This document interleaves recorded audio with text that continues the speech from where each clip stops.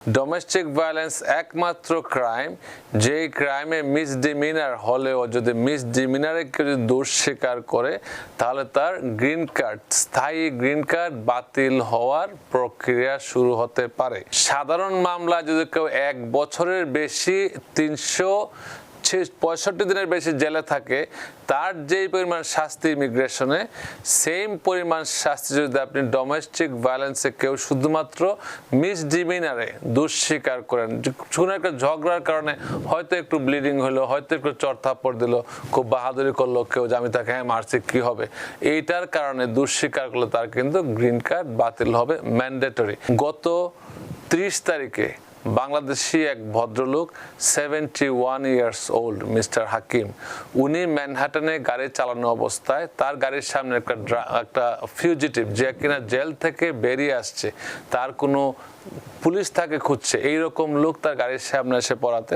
সে হয়তো বুঝে নাই, ধাক্কা লাগলে তার ধাক্কা লাগছে তার গাড়ির সাথে, টেনে হিসড়ে সে 2টা ব্লক চলে গেছে। লোকটা যাওয়ার পরে বাংলাদেশি ভদ্রলোক, উনার কিন্তু কোনো দোষ বলতে আমরা বুঝি না, কিন্তু সরল বিশ্বাসে উনি বুঝে কি পড়ছে হয়তো দেখে নাই, উনি না দেখে উনি তার ভাবছে হয়তো কিছু পড়ে নাই, গাড়িতে চালিয়ে চলে আসছে। কিন্তু আলটিমেটলি পুলিশ তাকে খুঁজছে এবং পুলিশ তাকে অ্যারেস্টও করেছে। তাকে এখন যেহেতু ওই যে পথচারী যে বললাম যে জেল থেকে পালিয়ে যাওয়া পথচারী, সে কিন্তু তারপরে মারা গেছে। সাইবার বুলিং যে কাজটা হচ্ছে এটাও কিন্তু ডোমেস্টিক ভায়োলেন্সের মধ্যে পড়ে। অনেকে দেখা যায় যে বয়ফ্রেন্ডস গার্লফ্রেন্ডস, আমরা যেহেতু একটা যুগ পার হয়ে আসছে, আমাদের পরের জেনারেশন কিন্তু একটু ফাস্ট যুগ, কিন্তু অনেকের মেন্টালিটি বাংলাদেশের মতো রয়ে গেছে। কেন রয়ে গেছে? কারণ তারা রিভেঞ্জে বিশ্বাস করে। এই দেশে রিভেঞ্জটা চলে না। একটি আনইউজুয়াল বিষয় নিয়ে আমরা আলোচনা করতে চাই, অথচ এই বিষয়টি প্রায়শই ঘটে থাকছে আমাদের প্রাত্যহিক জীবনে, সামাজিক জীবনে, পারিবারিক জীবনে। এবং এই বিষয়টি যে আমাদের এই সামাজিক বা পারিবারিক এই বিষয়টি বা ঘরের বিষয়টি একসময় আমাদের এই যে কোনো ধরনের আমরা ভিসা নিয়ে এখানে আসি না কেন, বা আমাদের গ্রিন কার্ড থাকুক না কেন, কিংবা আমরা এমনকি আমরা যদি সিটিজেনও হয়ে থাকি অপরাধের মাত্রা বুঝে, সেক্ষেত্রে আমাদেরকে দেশ থেকে বিতাড়নও করা হতে পারে। বিষয়টি খুবই গুরুত্বপূর্ণ, বিশেষ করে এখনকার অবস্থার প্রেক্ষাপটে। সুতরাং প্রথমেই আপনার কাছে বেশ কয়েকটা প্রশ্ন আমি রেখে দিতে চাই যে যুক্তরাষ্ট্রের আইনে এই ডোমেস্টিক ভায়োলেন্স বলতে আসলে আমরা কি বুঝি, মানে মাত্রাটা কি পরিমাণে হতে পারে? তো একটা করে বলেন নাকি? আচ্ছা ঠিক আছে, তাহলে এটা আমরা প্রথমে বলি, তারপরে বাকি প্রশ্নগুলো আমরা বলবো। ডোমেস্টিক ভায়োলেন্স শব্দটা হচ্ছে ডোমেস্টিক মানে যারা একই বাসায় বা সম্পর্কটা ডোমেস্টিক মানে পারিবারিক সম্পর্ক, তাকে ডোমেস্টিক সম্পর্ক, ডোমেস্টিক রিলেশনস থেকে ডোমেস্টিক ভায়োলেন্স বলে। যাদের সাথে ডোমেস্টিক রিলেশনস আছে, যেমন স্বামী স্ত্রী, বাবা মা, ভাই বোন, গার্লফ্রেন্ড বয়ফ্রেন্ড, ছেলে মেয়ে, যা হয়তো তারা এক বাসায় থাকতে পারে আবার নাও থাকতে পারে, কিন্তু রিলেশনশিপ ডোমেস্টিক রিলেশন থেকে যদি ভায়োলেন্ট কেউ কিছু করে, that is called domestic violence. Domestic violence হচ্ছে এখন খুবই গুরুত্বপূর্ণ এই কারণে বলছি, কারণ হচ্ছে ইমিগ্রেশন এবং ক্রাইম একটার সাথে একটা ওতপ্রোতভাবে আমেরিকায় জড়িত। ক্রিমিনাল যে অ্যাক্টিভিটির সাথে ইমিগ্রেশন খুবই রিলেটেড। আর স্পেশালি ডোমেস্টিক ভায়োলেন্স, আমি আপনাদের প্রোগ্রামে, আমার ফেসবুক লাইভে এবং সবসময় বলে থাকি, this is the very important to know, everyone should know this. Domestic violence একমাত্র ক্রাইম যেই ক্রাইমে মিসডিমিনার হলেও যদি মিসডিমিনারে কেউ যদি দোষ স্বীকার করে তাহলে তার গ্রিন কার্ড স্থায়ী গ্রিন কার্ড বাতিল হওয়ার প্রক্রিয়া শুরু হতে পারে। এবং যারা ট্যুরিস্ট ভিসায় আছে অথবা যাদের কোনো ধরনের স্টুডেন্ট ভিসা বা নন ইমিগ্রেন্টস যারা আছে, তাদের ভিসাটা অটোমেটিক রিভোক করতে পারে স্টেট ডিপার্টমেন্ট এবং ইউএসসিআইএস এর প্রক্রিয়ার মাধ্যমে। সো এক্ষেত্রে সবাইকে বলি, আপনারা আইন জানুন, আইন মানুন। যদি রেগুলার ক্রাইমে যদি আপনি অ্যাসল্ট কাউকে করেন বা অ্যাসল্ট হয়, অথবা কোনো ধরনের বড় ধরনের ক্রাইমে first degree, second degree, third degree যাই হোক না কেন, যদি 1 বছরের কম জেল হয় তাহলে এটা ম্যান্ডেটরি গ্রিন কার্ড রিভোক করবে না। কিন্তু যদি 1 বছরের বেশি সময় যদি কেউ জেলে থাকে, চিন্তা করেন কতটুকু গুরুত্বপূর্ণ। সাধারণ মামলা যদি কেউ 1 বছরের বেশি 65 দিনের বেশি জেলে থাকে, তার যেই পরিমাণ শাস্তি ইমিগ্রেশনে, সেম পরিমাণ শাস্তি যদি আপনি ডোমেস্টিক ভায়োলেন্সে কেউ শুধুমাত্র মিসডিমিনারে দুঃস্বীকার করেন, কোনো একটা ঝগড়ার কারণে হয়তো একটু ব্লিডিং হলো, হয়তো একটু চড়থাপ্পড় দিল, খুব বাহাদুরি করলো কেউ যে আমি তাকে হ্যাঁ মারছি কি হবে, এইটার কারণে দুঃস্বীকার করলে তার কিন্তু গ্রিন কার্ড বাতিল হবে, ম্যান্ডেটরি। ইদানিং ঘটনাগুলো ঘটছে বিধায় আমি সবাইকে সতর্ক করছি, কারণ আপনাদেরকে সবসময় বলে আমি আইন জানুন, আইন মানুন, সচেতন থাকুন। সচেতন না থাকলে আপনি এরকম বিচারের সম্মুখীন হতে পারেন। ইদানিং যে ঘটনাগুলো ঘটেছে, একটা এক্সাম্পল দিচ্ছি আমি, একটা প্র্যাকটিক্যাল ঘটনা, it's a real case, real fact.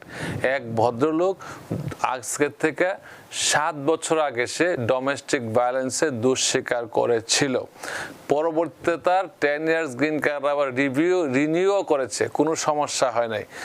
বর্তমানে তাকে এই গত মাসে তাকে অ্যারেস্ট করা হয়েছে, আইস তাকে নিয়ে গেছে, কারণ তার ডোমেস্টিক ভায়োলেন্সে গিলটি প্লি করেছিল। আগের প্রশাসন এগুলো রিনিউ করার সময় দেখে নাই, কিন্তু এখন যখন এগুলো ক্রাইমগুলো যখন তারা ক্লাসিফাই করতেছে, তার গ্রিন কার্ড বাতিলের জন্য তাকে ডিটেনশনে নিয়ে গেছে। আলটিমেটলি সে যে ম্যান্ডেটরি ডিপোর্টেশন প্রক্রিয়া আছে, ট্রাই করা যাবে বের করার, কিন্তু ইট ইজ আনলাইকলি সে বের হবে না, কারণ হচ্ছে দের ইজ ম্যান্ডেটরি ডিপোর্টেশন যদি কেউ ডোমেস্টিক ভায়োলেন্সে গিলটি প্লি করে, ওয়েদার ইট ইজ মিসডিমিনার অর ফেলনি। আরেকটা জিনিস প্রসঙ্গত না বললেই নয়, এটা সোশ্যাল মিডিয়ায় অনেক ভাইরাল হচ্ছে এবং মানুষজন জানতে চাচ্ছে, আমার কাছে প্রশ্ন করে বলেছে, মঈন ভাই আপনি একটু সতর্ক করেন, TVN 24 খুবই জনপ্রিয়, দেশে বিদেশে সবাই এই নিউজটা, টেলিভিশন নিউজটা দেখে আপনারা একটু বললেন। গত 30 তারিখে বাংলাদেশি এক ভদ্রলোক 71 ইয়ার্স ওল্ড মিস্টার হাকিম, উনি ম্যানহাটনে গাড়ি চালানো অবস্থায় তার গাড়ির সামনে একটা ফিউজিটিভ যে কিনা জেল থেকে বেরিয়ে আসছে, তার কোনো পুলিশ তাকে খুঁজছে, এইরকম লোক তার গাড়ির সামনে এসে পড়াতে সে হয়তো বুঝে নাই, ধাক্কা লাগলে তার ধাক্কা লাগছে তার গাড়ির সাথে, টেনে হিসড়ে সে 2টা ব্লক চলে গেছে। লোকটা যাওয়ার পরে বাংলাদেশি ভদ্রলোক, উনার কিন্তু কোনো দোষ বলতে আমরা বুঝি না, কিন্তু সরল বিশ্বাসে উনি বুঝে কি পড়ছে হয়তো দেখে নাই, উনি না দেখে উনি তার ভাবছে হয়তো কিছু পড়ে নাই, গাড়িতে চালায় চলে আসছে। কিন্তু আলটিমেটলি পুলিশ তাকে খুঁজছে এবং পুলিশ তাকে অ্যারেস্টও করেছে। তাকে এখন যেহেতু ওই যে পথচারী, যে বললাম যে জেল থেকে পালিয়ে যাওয়া পথচারী, সে কিন্তু তারপরে মারা গেছে, কারণ 2 ব্লক তাকে যখন গাড়ির নিচে মারা গেছে। এখন এই বাংলাদেশের ভদ্রলোক শুধুমাত্র সচেতন না থাকার কারণে সে এখন আনলাইকলি ম্যানস্লটার, এদেশে ক্লাসিফিকেশন হচ্ছে homicide, manslaughter, 1st degree, 2nd degree, 3rd degree.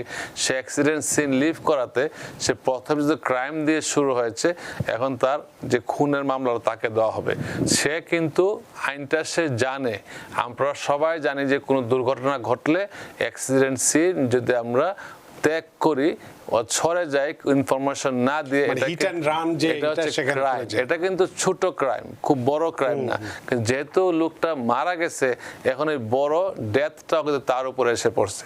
তো আপনাদের সব এটা এই জন্য বলছে, আমরা সবাই জানি এবং আবারও জানতে হবে যে অ্যাক্সিডেন্ট যদি হয় কখনো, আপনারা অপর পক্ষের সাথে ইনফরমেশন এক্সচেঞ্জ না করে, অথবা পথচারীকে যদি হিট করে থাকেন তার সাথে ইনফরমেশন এক্সচেঞ্জ না করে, বা অ্যাম্বুলেন্স পুলিশ আসার আগ পর্যন্ত যদি নিরাপদ মনে করেন, আপনারা জায়গা ত্যাগ করবেন, নাহলে এরকম বিপদের সম্মুখীন হতে পারেন। যে কিনা এই বাংলাদেশি ভদ্রলোক সচেতন না থাকার কারণে হয়তো ভয় পেয়েছে, কিন্তু তাকে আমরা ওইভাবে দোষ বানাই, সে দুর্ভাগ্য এরকম যে লোকটা মারা যাওয়াতে সে পুরাটা দায়িত্ব তার উপর। তার বেইল হবে এখন $300,000 অথবা $100,000 ক্যাশ। তো এটা তো কার পক্ষে সম্ভব বলেন?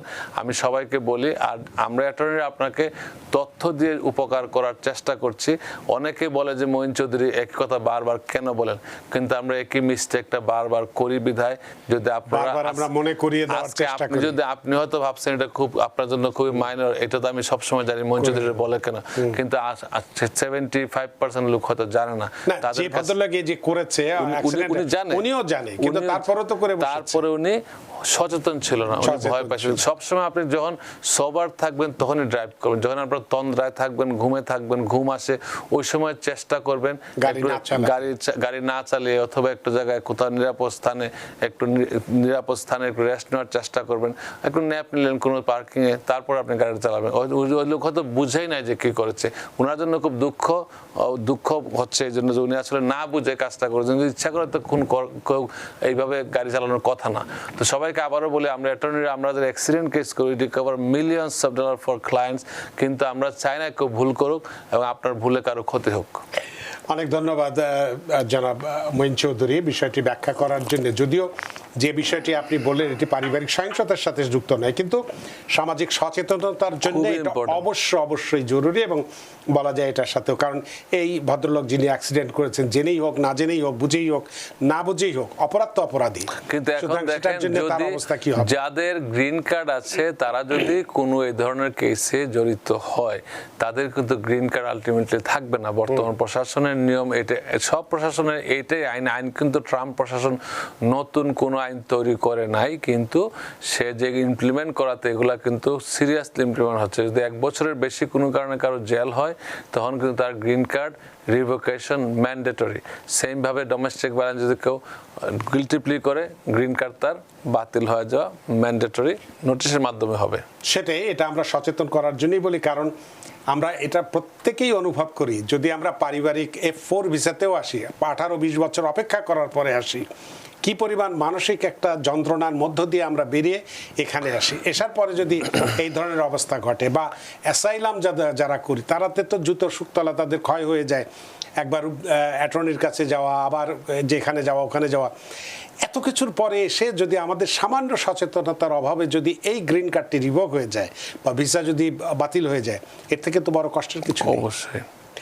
তো অনেক ধন্যবাদ বিষয়টি আপনাকে। আপনার নেক্সট প্রশ্ন করার আগে আমরা একটু আমি একটু কথাগুলো বলে নিই ডোমেস্টিক রিলেশনস এর ব্যাপারে, যা